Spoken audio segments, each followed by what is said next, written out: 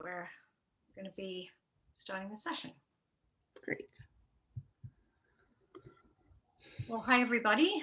I think we're just going to wait. We're 1 more minute. We're just about to start the session, and just wait 1 more minute to make sure we've got everybody who is joining in our room here, and we will get started in 1 minute.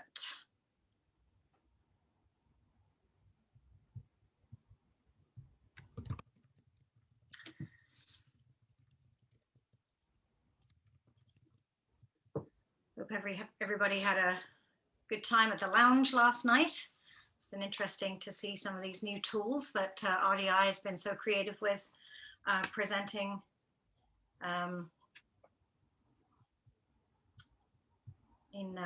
It's quite exciting seeing the new things that are coming out because of COVID, really. It's one of those sort of big times of innovation because of hardship, which I guess there's a silver lining.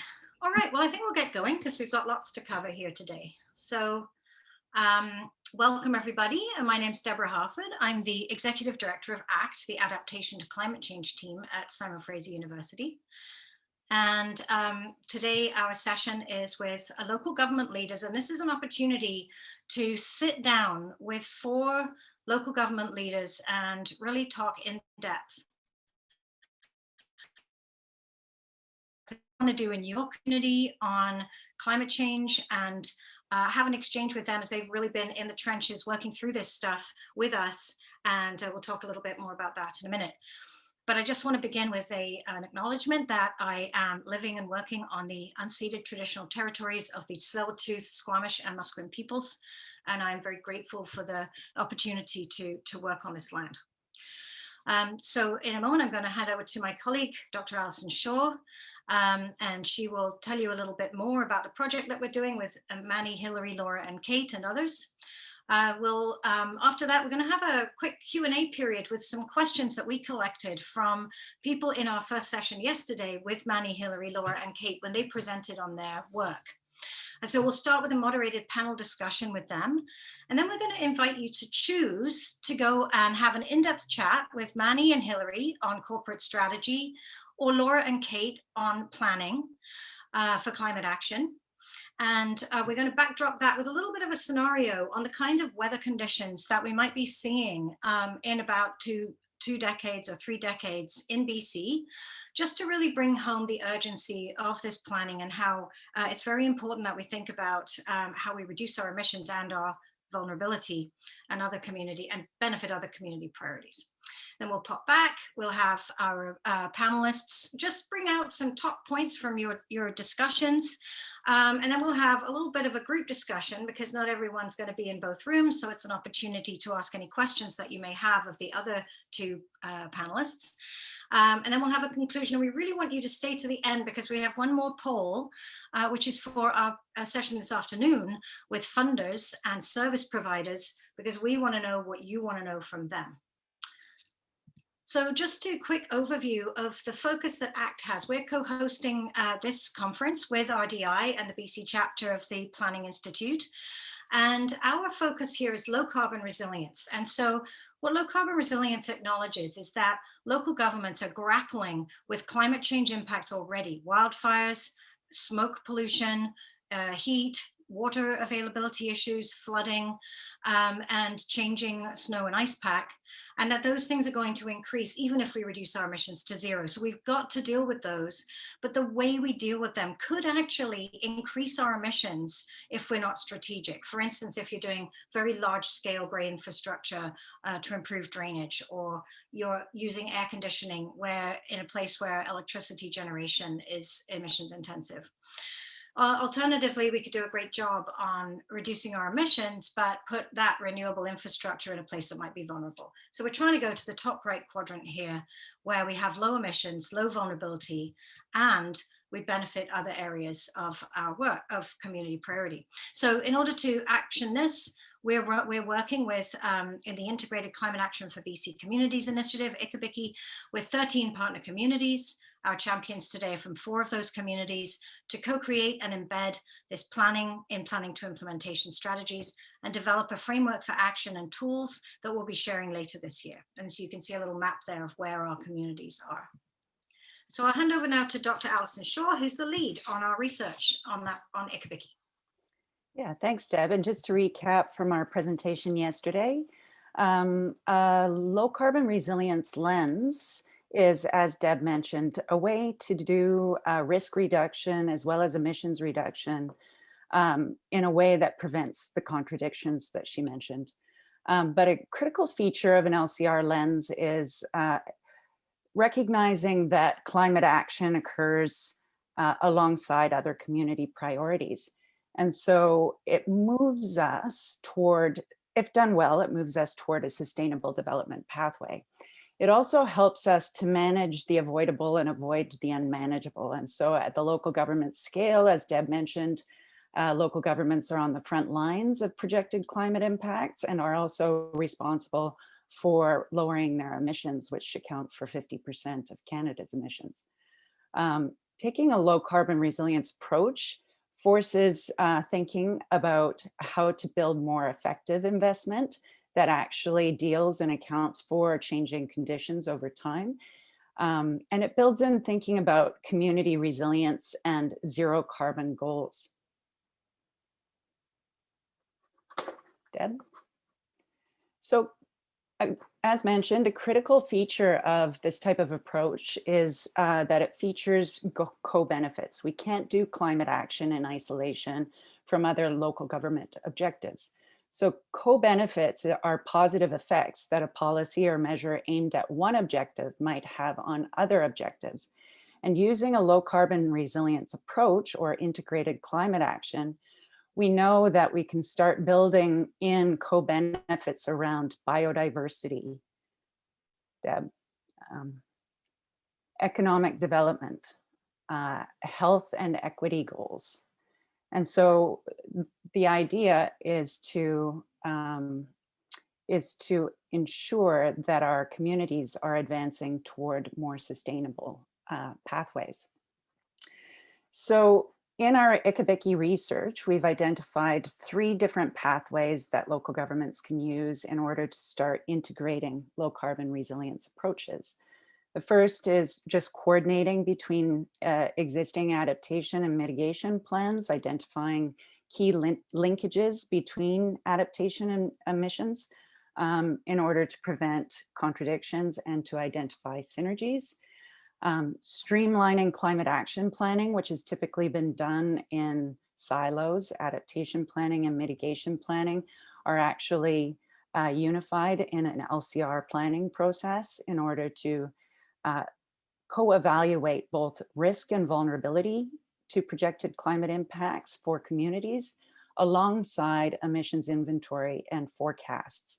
And this way we are building in more systemic level approaches that will have endurance over time in investment decisions, procurement, all kinds of areas.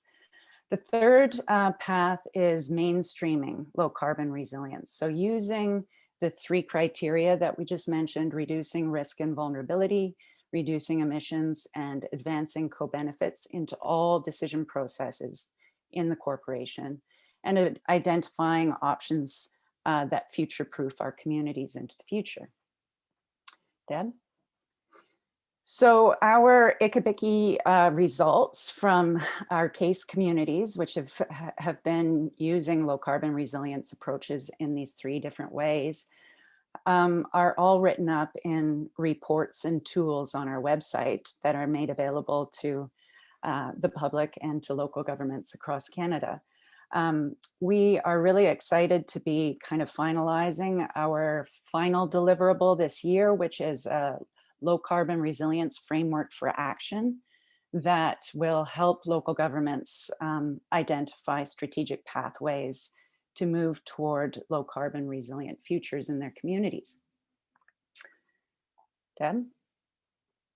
And today we are showcasing 4 of our case communities that have been doing really exciting and amazing work. streamlining climate action planning in the city of Port Moody and the city of Nelson. They have both have approved climate action plans that are now moving into implementation. There's some really exciting collaborations that are starting to occur, some shared budgeting, some new ideas about ways to integrate strategic climate action, and also mainstreaming low carbon resilience and corporate strategies. So we have the town of Gibsons, who has strategically reorganized itself in order to become an agile local government for 21st century challenges. We have the village of Silverton here to discuss how low carbon resilience is effective in small and rural communities.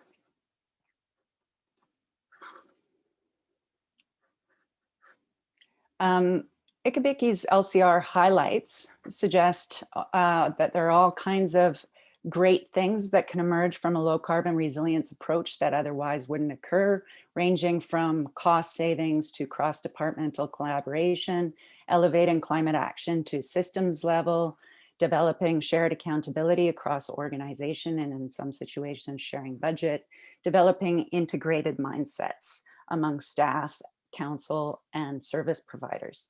But there are key challenges too, and we are encouraging you to discuss these with our case community leaders today as well, like in communications. How do we communicate integration and the benefits and trade-offs of it? How do we overcome organizational silos and ineffective dynamics? Where do we find resources and capacity in order to integrate low carbon resilience?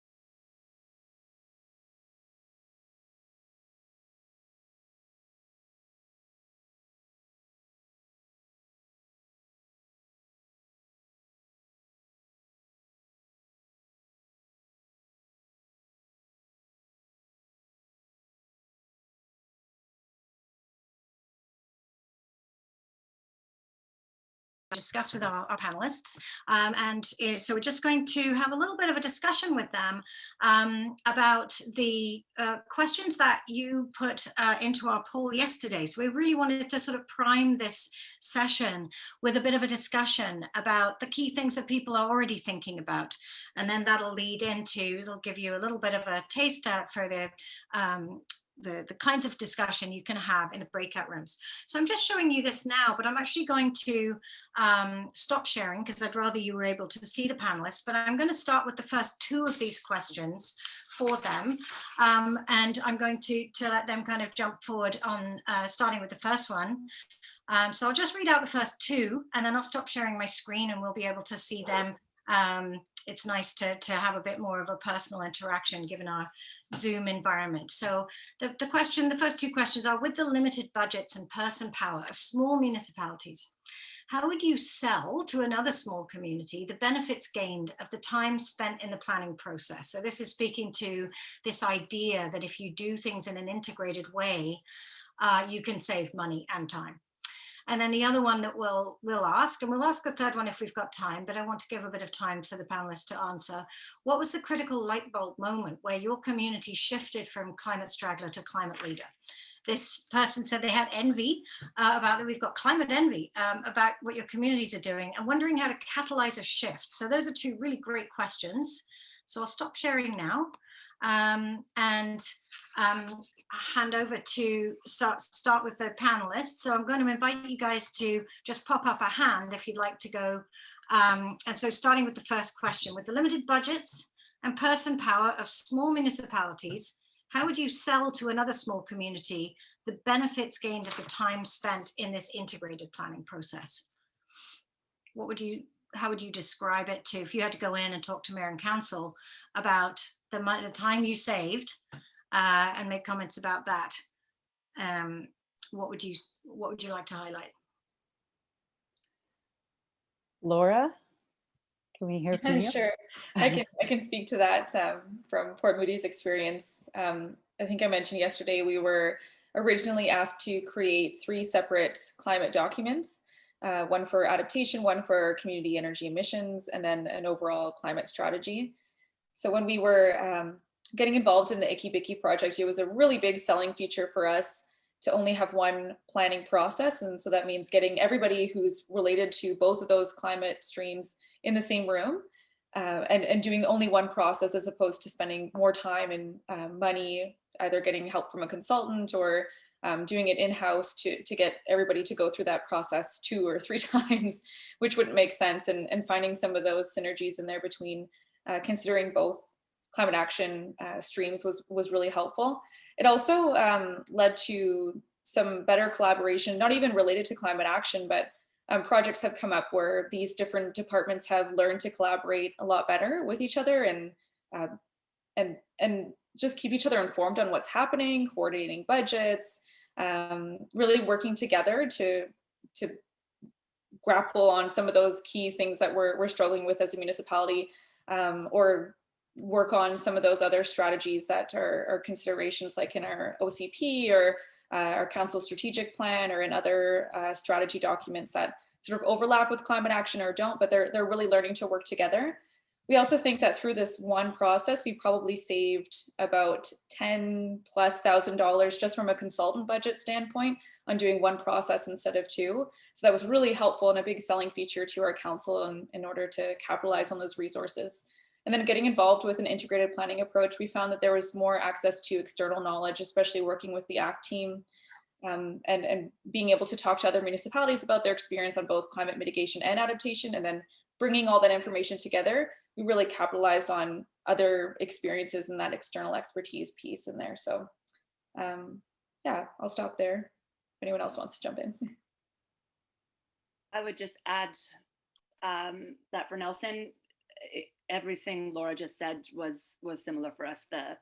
The efficiency point was a huge part of the sell, and like, again, we could put together like all the costs that we saved, not just in consultant fees, but also staff time. It would be a really significant sum. And so, like, for another city in the future wanting to push their community, like, learn from us, like, take our numbers to your decision makers and talk about it, because it's quite significant in terms of time and money.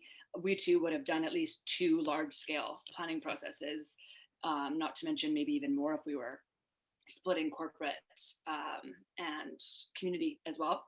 I think one other thing that I wanted to add to was just another thought that's come to me for a lot of different reasons around our context that could help is there an option to try and actually sell, low carbon resilience as a process regionally? If you're in a small city or town that has a region that's interested in working this way, and other cities that are, we did some of that work regionally, and there's always the option too of sort of starting small, and instead of trying to sell like a massive full-scale low carbon resilience process around everything and anything to do with climate change, think about maybe one specific challenge that is a lot of people really connect with in your town, and where there's already like a little bit of leadership or some energy or some openness amongst some of your colleagues, and try and see if maybe you could do a little like practice or pilot planning process around something a bit more manageable to start. Great, thanks, Kate. And I think we've got a comment from Hillary. Great, thank you. Can you hear me? Yes. Oh, good, okay. So that was great, Kate, because that was a segue into exactly what I was going to suggest, and really how it happened with the village of Silverton here is traditionally our local lake communities didn't actually work together. We saw ourselves as more in competition with funding and other resources. And now we're realizing that working together and doing funding, we can, spread out the work, and we can find the expertise or the champions within the different communities. Sometimes one of us has, we're just swamped. We're like, oh my goodness, I can't do anything extra. And then other times it's like, yeah, I think I can take that on, or I'm really interested in knowing more about that. And so I think being able to utilize an informal way of working together. We also have a mutual aid agreement.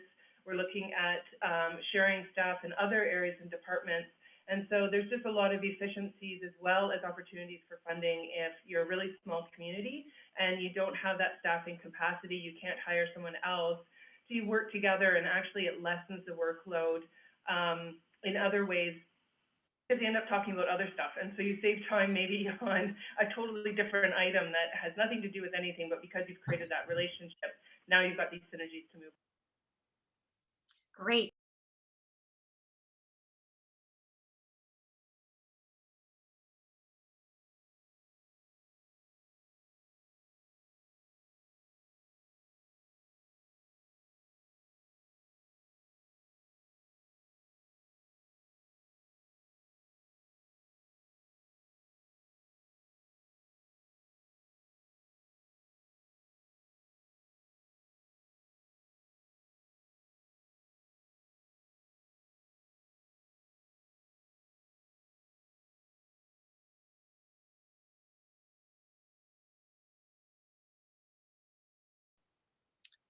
Maybe I can call on Manny to kick this one off. I'm going to pick on you, Manny.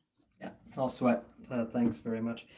Yeah, for us, I distinctly remember the day. It was May 13th, 2013, and that's when we released our aquifer mapping study, all 502 pages of it, only to realize that about 100 people showed up. And it was the first time that I recall a standing ovation for, not for us, but for the consultant in this case, about people appreciating that, oh my God, we've been sitting on these massive asset for all these years. And I sort of, staff meeting that followed that meeting, sort of, we realized, wow, what's our plan for this aquifer that everybody loves so much, including us? And other than, our relationship with them at the time was primarily started at the pump house, Ford. It sort of was completely ignored. And I think a lot of communities take those types of assets for granted, and we were no different then. So that was our motivation. It was this strong public demand to don't mess this up, the sacred cow in some ways. And I think that our response had three components to it. It was financial sustainability, it was operational efficiency, and brand value with some communication. Our challenge was, like every other community, a massive infrastructure gap, limited economic development, and the incoming climate change challenge. And we responded 18 months later with a new policy and a strategy, and we've been working at it since. And our risks are lower, our costs are lower, our environment is better, and we've done that primarily with a positive attitude and a lot of support from others. So thank you. Yeah, that's really, really interesting. And just on the positive attitude, we do have a bit of a motto at ACT that we don't do doom and gloom, we do cheer and steer. So I think you guys are all cheerers and steers. But what's very interesting about that, I think, is that often we think that climate impacts are going to be the driver. Oh, it's a terrible wildfire or flood. The fact is that often after those events, people are struggling to recover. And actually, it's not necessarily really the driver. It might support their understanding of the need, and maybe one of you has a different story that would say otherwise. But what was so interesting about what you just said, Manny, was it was more giving people information at a time when they were able to absorb it and see it as part of their community values that really was a driver. So that's a really interesting comment there. Anything, Kate or Laura or Hillary, a light bulb moment for you, just from one of you, and then we'll move on to our discussions. Laura? I can go, sure. I don't think ours was a clear date like Manny's, but just think hearing both council and our climate action staff working group say, why have we been doing this in a siloed approach before? Like this seems natural to think about them both. And so that was sort of the light bulb moment for us as an organization and as a community to say, this makes sense. And then also I just wanted to add a point in about the selling features of this. And one of the big ones for us, which I forgot to mention, was that the more buy-in that you can create through the integrated process, and the more you can link it to other strategic plans, the more internal capacity you're going to have. So the less need that there will be to hire external staff or new staff to help out with this, the more that other departments and divisions will want to take ownership over these actions and see the crossover between their own department goals, and then be able to take that on and increase the capacity. So that was a big feature for us. That's fantastic, Laura. And so when council had that response, was it because you had presented the concept to them about the possibility of integrating?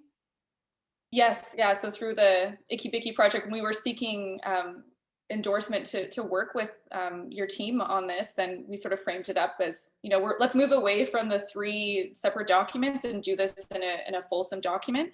And they were like, yeah, why wouldn't we? Yeah, so that really speaks to the importance of that leadership and helping them understand the benefits. Again, another kind of communications action, which, you know, is probably a bit of a different kind of language than Manny was using with the community on the aquifer mapping. So, you know, we have discussed this with the ICABCCI project about the different audiences and the different kinds of communication that work and when. So fantastic. All right. Also, Deb, yeah. Just one thing about Port Moody is Port Moody had very little climate action. So they didn't have the typical kind of inventories. Well, you had outdated inventories, right, Laura? And no adaptation, barely, no adaptation planning. And so what's super interesting about this case is they were legitimately a climate laggard in the Lower Mainland, and now are kind of leading in terms of just the kind of restructuring that's going on in the organization itself. As Laura mentioned, the different types of collaborations and the way that climate action is getting embedded across departments. Thanks to Laura. You're all awesome champions. All right, so I'm going to share my screen again, and so we've just had this great discussion about the questions, and so now I'm going to introduce the breakout room opportunity. We're going to create 2 breakout rooms. One is going to have Manny and Hillary in it to discuss the mainstreaming throughout corporate strategy in their communities. Hillary from the village of Silverton, she's working in collaboration with the village of Slocan, and Manny from the town of Gibsons. And then Kate Letizia from Nelson and Laura Sampliner from Port Moody are going to talk about implementing planning in their communities and moving to implementation. And so we're going to let you, in a moment, I'm going to hand over to, excuse me, our project coordinator, Keisha. She's going to show you the breakout rooms and how to choose one. When you go in the breakout rooms, we're going to have half an hour in there, and we're just going to have people introduce themselves a little bit more, and everybody introduce themselves. And I really encourage everyone to put your videos on if you feel comfortable, because it just makes the discussion so much more engaged and lively. This really is an opportunity to engage. We wanted this session to be one where you can just go, we can go and have conversations, because we would have done that had we met in person as the original plan. So to kind of just backdrop this discussion, we just want to show these this data from future modeling for BC, which is from PCIC and others, that by 2050, the annual number of days above 30 degrees will have doubled from today. Annual precipitation will have increased, but with huge variations year to year. We'll have prolonged dry periods, so we're going to get this weird kind of more flooding, but more hot, dry periods. So we'll have probably prolonged dry periods in different regions. So here we're proposing that it's in the southwest of BC. But you know, then you might get an extreme precipitation event, and then because the ground is so dry, you get really intense flooding. The wildfire season starts earlier and lasts longer, so we'll have potentially quite a number of small fires burning and issues with air quality. And then more intense precipitation events, sometimes occurring in the same month as drought. So you've got this sort of whiplash effect going on. So, that all sounds pretty uncomfortable, but we do want you to think about your area of business. What would this mean for what you do as your daily work?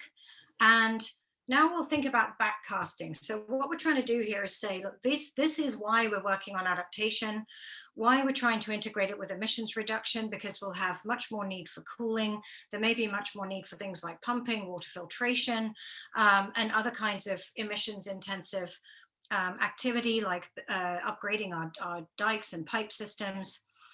So what can we do today to start moving towards knowing that this is coming? What can we start to do today to build into both our daily work, our policies, our funding, and our infrastructure and our planning to try and make sure that we are well prepared and meeting this challenge? And so we've got examples here that, so you want to prioritize short and long-term actions, think about different goals, and then developing actions to meet those goals. And then prioritizing those actions based on, the ones that really have the most benefits across your priorities. And all of this will be based in community values. So obviously we don't have time to go into a really in-depth scenario session, but we're just trying to sort of increase, just trying to really emphasize the urgency of why our champions are doing this work. So I hand over to Keisha to describe the breakout rooms and choosing your own adventure.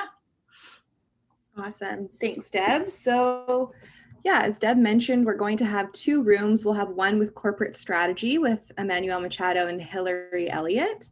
And then the other room will be climate action planning with Kate Letizia and Laura Sampliner.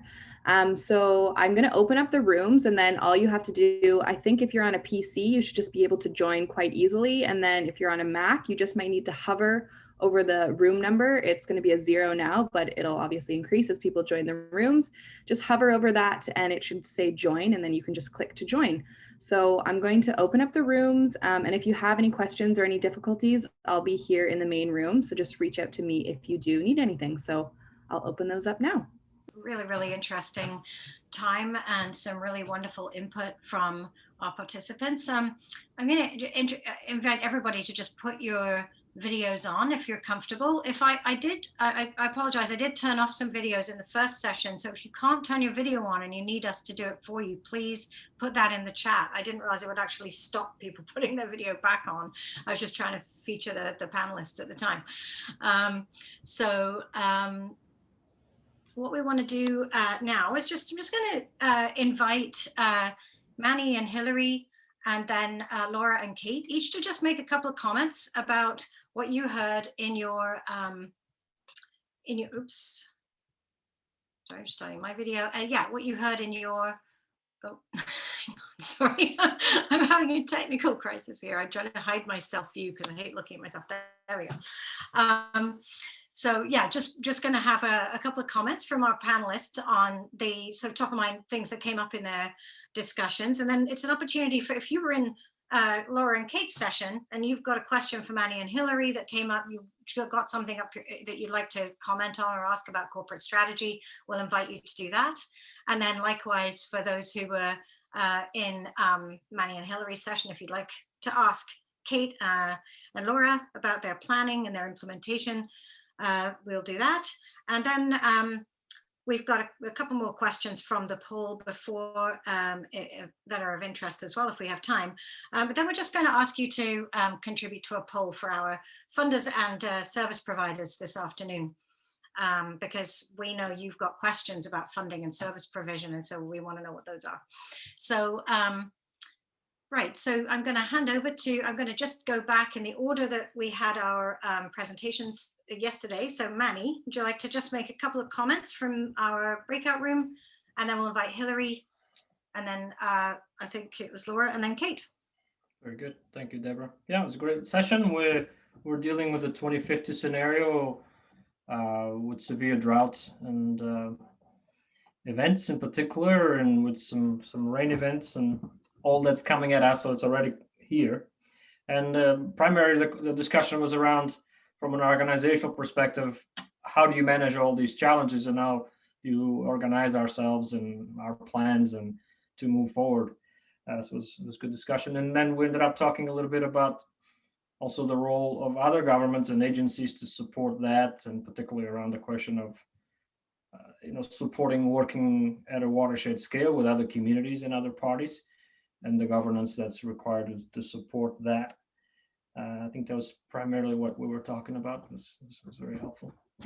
Absolutely, Manny. And so, that again goes to this final poll we'll be inviting you to contribute to for this afternoon's session. Hilary, did you want to just highlight a couple of things that came up for you in the discussion?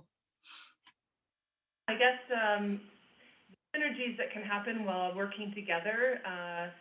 In fact, Paris and I do work together, and she was in our session, so that was really great.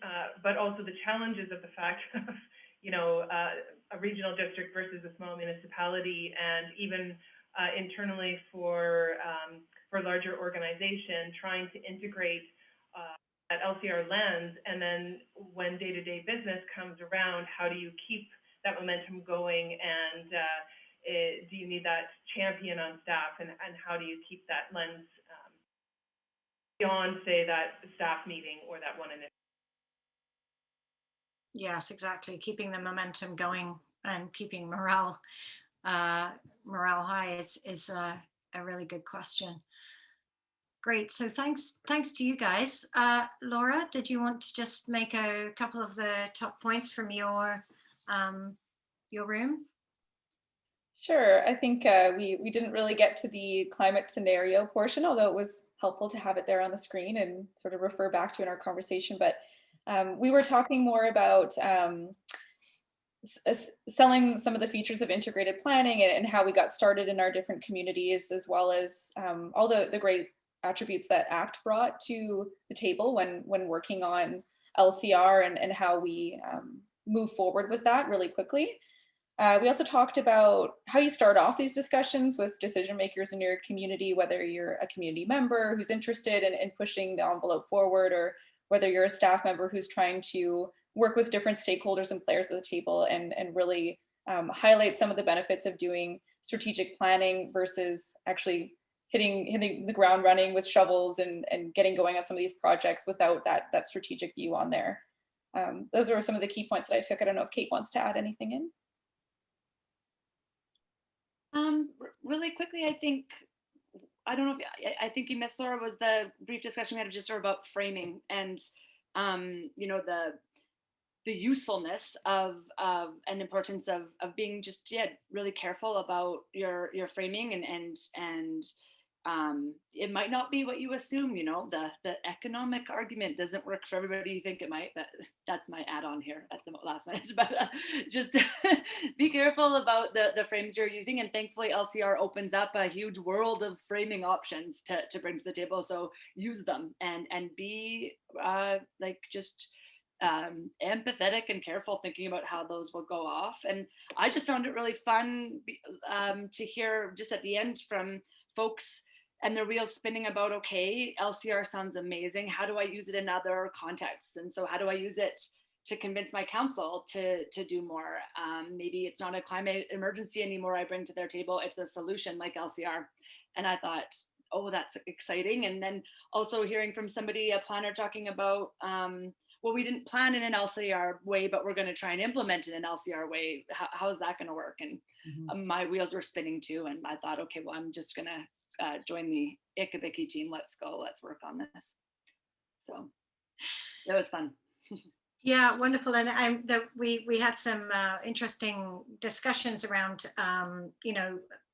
the potential momentum that may increase in terms of visibility on these issues for mayors and councils through things like the upcoming provincial adaptation plan when it's released, the fact that FCM and UBCM put out a joint announcement on the prioritization of dealing with climate, and there will be some new allocation of federal budget to Infrastructure Canada, and then hopefully to FCM to continue to help municipalities mobilize. And so there is this ecosystem that local governments are operating within that has various kinds of influence, from policy to funding to communications. And then I think, really I've been hearing some really interesting things about communications and the importance of them.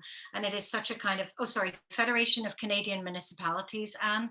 It's the federally funded but arm's length organization that has really been funding most of the national action on climate adaptation and mitigation, streamed funding for municipalities.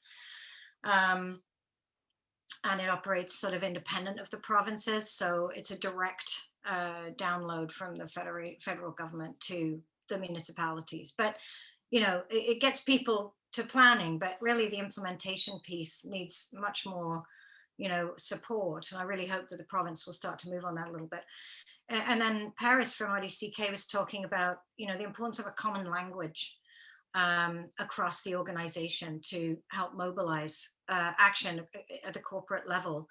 And again, it comes back to communication. So maybe the word communication just sort of makes people think about advertising or something or spin, but really it's about how do we make information accessible at the right time, in the right place, to the right people. And so, often I think, that's a real challenge, and it's something to talk about a little bit more. So, yeah. Can I just build on that? Because in our group, we actually talked about kind of the differentiated way of speaking about low carbon resilience. So not having one big thematic kind of push or momentum, but speaking directly to departments about how emissions and risk reduction applies to their work mandates and their job descriptions moving forward and stuff like that. So, I mean, there's different approaches. I like using the District of Summerland, Tammy Rothery as the climate champion there, and she never uses the term low carbon resilience in her work. And she has been one of the most diligent low carbon resilience champions in our peer learning network alongside these folk. So just to take that in stride, it's going to be different in each community. Absolutely. Yeah. And something else that came up was that, we'll be sharing all of the work all of this work we've been doing now for 2.5 years with these communities, learning about how things work for them across the board, from the planning to right through to implementation. There's quite a lot of information on our website in terms of the reports, but we'll be sharing tools. Right now we're distilling everything into guides and tools, so you'll literally have a step-by-step guide from here's what you need to do, then here's a workshop, and showing literally step-by-step how to do this. So I'm going to move into some questions here. So you've got if you look on the reactions button on the bottom right, there's a raise hand function there. So I would love to invite people to ask a question of our panelists, either someone whose group you weren't in or a general question that's coming up from this discussion. So I'll just pause for a moment, and I see that while you guys consider what you'd like to ask, there's a question from Anne in the chat, so I'll ask this. There's a whack of money that's been released for COVID recovery. Is anyone using it for low carbon resilience infrastructure and planning? Brian, you're nodding, but did you want to respond to that? Yes, but I can't talk about it. Wow, that's not an answer. You can't say that. That's like saying I've got a secret, but I can't tell. Like, well, okay, there are some stuff, yes, because there are some assets that needed to be upgraded. So it's kind of dovetailing in some stuff that already had to happen anyways. Yes, that's a really interesting response, though, because let's just talk for a second about Infrastructure Canada's climate lens. What they're trying to do with the climate lens, although I'm not sure how effective it is to date, is to put filters on the funding, so that in order to get the funding, you have to actually show that you have that as an intention. So you're going to, show how you're going to reduce emissions, or this infrastructure is going to be emissions efficient and resilient over its life cycle. Are you seeing, Brian, in the context you're talking about, any kind of requirement, or would it just be up to the community to make that decision themselves? Well, more it's the local CAO making that decision, with some input from the community's interest in climate change, and then it may be a bit of a push on my influence as well. Right. So yeah, so that's being so community driven and not necessarily the requirement on the funding itself. Kate, I think you've got a hand up. Well, I was just gonna say, I won't speak to the specific projects that we put our hand in for necessarily, but it certainly helped to have a LCR plan in place, or in our case, it was close at the time that opportunities like that came out, and with questions like that that Infrastructure Canada is putting on, guess where the applications went immediately to make sure that you know, our projects were in the right sort of realm of thought and could be successful, and probably wouldn't have if we didn't have that plan in place and hadn't been doing that process.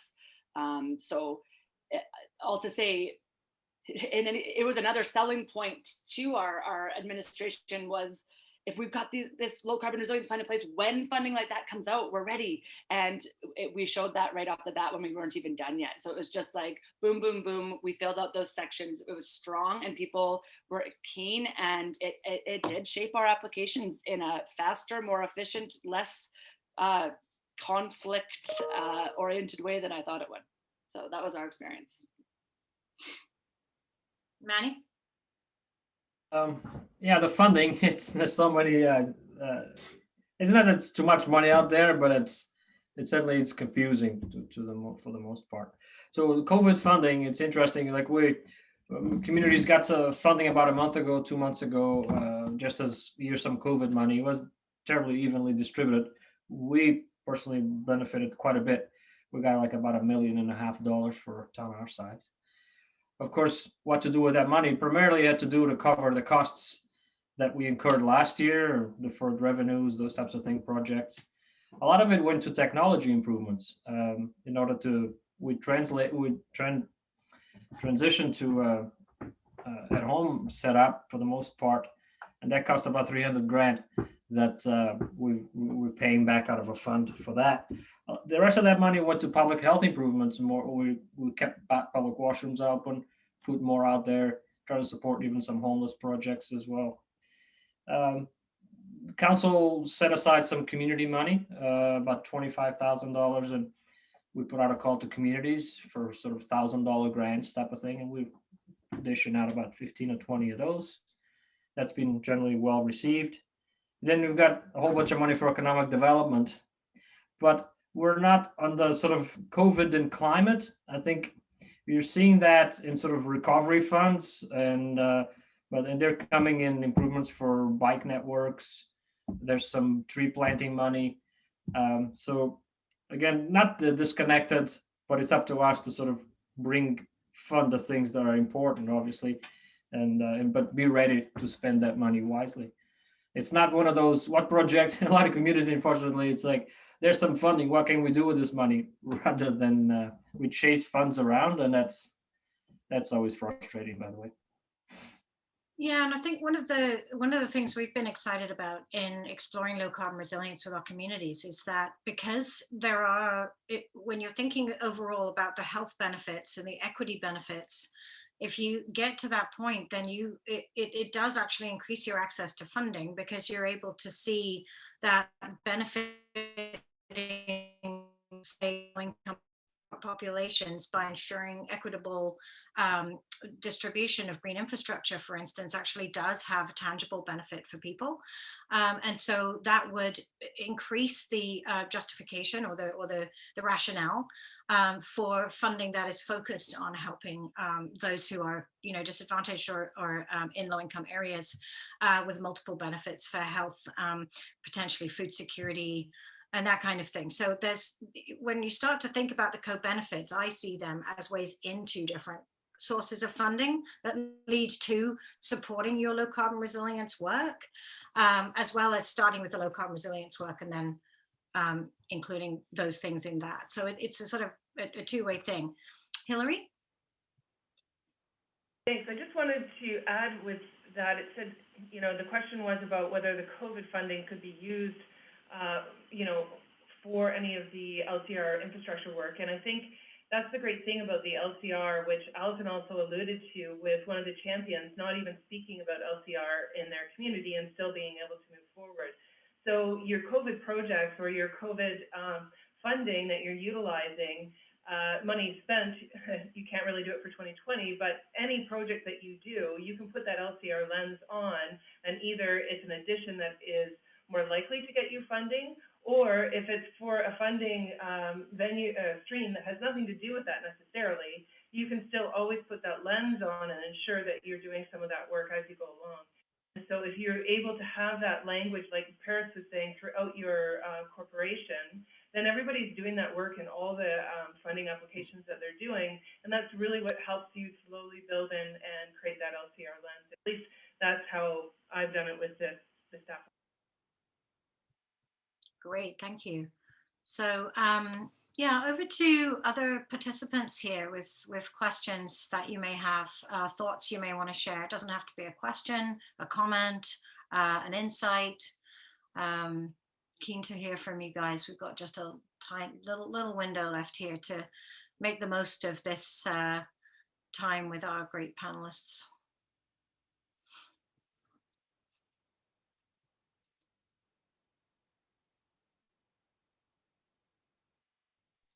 I have to say that it has been really, really helpful listening to all the different voices and people in power and influence. So my gratitude to you. Thank you.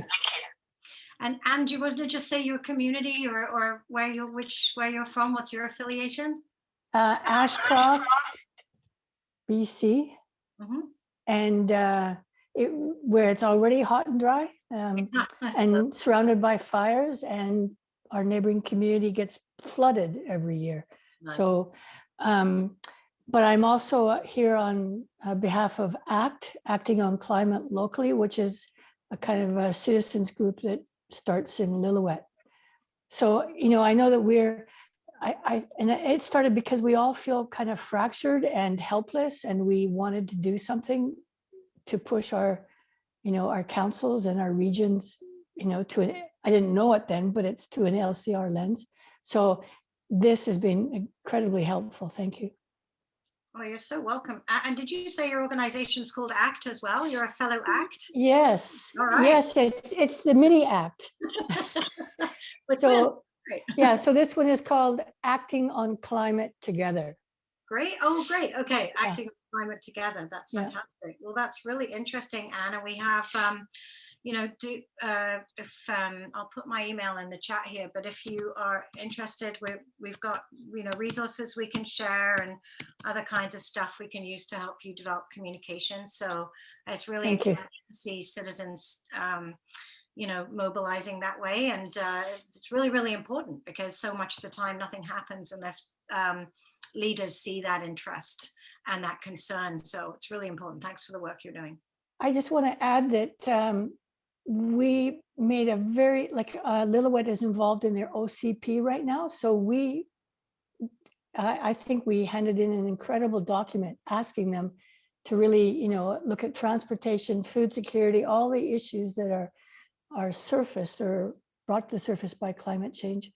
And we found that we really put our heart and soul into that. And we felt that we were kind of rebuffed, that we didn't, when the official community plan or the draft came out, we didn't really see any evidence of that.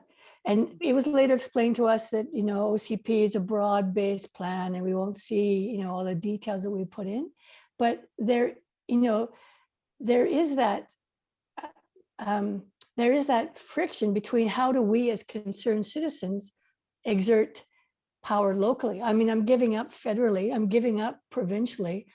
I've only got, the only place really I'm feeling, I hope to get some traction is locally. But how do we, where is the avenue for acting locally? Yeah. Hillary, and then I think Manny, and then we're going to send you off to one last poll, but now we need another half an hour, and you started off a really good line of discussion here. Hillary? Deborah, and that's a great question, and it sounds like your document maybe was beyond the capacity of where maybe your local government was at. And what I'm looking at is just a motherhood statement in the OCP to say that when we can, we will look through an LCR lens. So it's something that can be ignored, but is also in that motherhood document of your OCP that the citizens then can constantly refer to, and let over time the local government elected officials and the staff know that this is important to the community. And with it being in your OCP, that is something that we are supposed to adhere to and work towards. Right, so make that little crack in the door so that you can keep opening it, yeah. And Laura, you've been doing work in this domain too with the OCP team, haven't you? Yeah, and there's also Bill 27 that your OCP is supposed to include a greenhouse gas reduction target at least. And then it's a really easy or intuitive add-on to think about climate resilience in the same framework. So they should be looking at that, hopefully. Well, that's a really good point. And that's one of the reasons I really, as a person who works on climate resilience, I've been really working since 2016 to make these things one process, not two, because you can't reduce your emissions if you don't know what your climate risks are. So, you know, our world is going to keep changing here. And if you base your emissions reduction work on today's conditions, it's not going to be effective. So it's so important that we kind of try and do this integration. Manny, I'm going to give the last word to you, but then I'm going to ask Keisha to give you a link and ask you to put some thoughts in our poll for what you want funders and service providers to talk about this afternoon. We've got Infrastructure Canada, Federation of Canadian Municipalities, ICLEI Canada, Ingrid Leper, adaptation expert from the base from Kootenays, and Dale Littlejohn from the Community Energy Association. So that whether or not you can attend the session, and we hope you do, you can put in some questions for them that we can bring to them so they know what people are interested in. Manny, I think you had your hand up. Yeah, just what Anne was saying reminded me that Ashcroft last fall won an award for asset management planning from EBCM. So you know, they're obviously doing good work there, very good work, in fact, for a town that size. And maybe within those plans and the goals of the OCP, there's some opportunities around their drainage plans and their water protection plans that would be in those asset management strategies. Probably some good opportunities for conservation or restoration, and then embed other things like trails and so on. So just a couple of suggestions. Thank you. Wonderful. All right, so Keisha, I'm going to hand over to you to line up our poll here, and then we'll send you all off to a well-earned break and some lunch, which we can't offer you this time, but hopefully you've got a good fridge. Awesome. Thanks, Deb. And thanks so much, everyone, for the conversation. It was great to listen in on that. As Deb mentioned, we do have a poll for you that will be gathering questions for our session this afternoon with regulators, practitioners, and funders about just the general kind of opportunities and challenges for climate action in local government. So I just put the link, the menti.com link, in the chat, and the code there as well, 1-887-2257. So if you go to menti.com and insert that link, it should take you to a page that looks like this, and you'll just be able to put your questions in there. And then once we start submitting questions, there is a little thumbs up sign that'll show up on the right-hand side, and that does allow you to upvote questions. So if you see someone else's question coming in that you're also really curious, please feel free to upvote it, and then it will just give us a really targeted list of questions to take to the session this afternoon. And this will remain up until that session starts. So feel free, if you think of something a little bit later on, to pop it in here. Yeah, that's all I have to say about that. Well, thanks so much, Keisha, and thank you to everybody. It's been a really fascinating session. Huge thanks to Manny, Hillary, Kate, and Laura for all their work on this and the leadership they're showing. This is really exciting stuff, and you know, you're going to be able to look back on this in 10 years and know that you were at the forefront of the way that things were going, because I can guarantee you this is where it's going, this integrated way of thinking. So thanks very much, everybody, and thanks very much to our participants for your great questions and your input, and thanks to the ACT team and to Wesley and from RDI, and thanks to my co-hosts who RDI, and I think I'll thank my father now and my mom, and anyway, Go and have a good break, and we'll hopefully see you this afternoon.